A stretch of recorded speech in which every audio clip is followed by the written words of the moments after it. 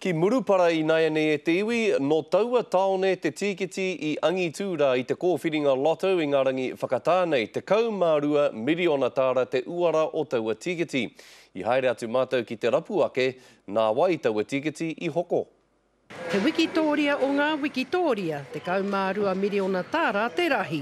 Ka mauke te wehi. That's right, definitely. Yeah, boost for the community, and I hope it went to a needy family. We've had 5 First Division prizes before, so but nothing to equal this. So it's great. It's local people, and it's going to be good for the community.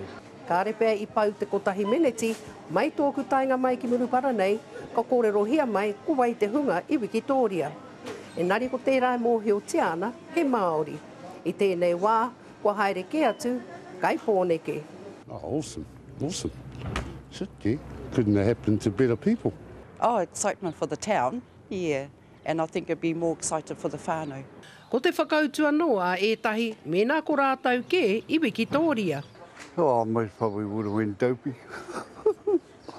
First thing I do is go and see my bank manager. Ka re kore mo te whānau I Angitū ake nei, he moe moe a, kua pū a waitia. Ko Hinerangi Goodman, mō te karere.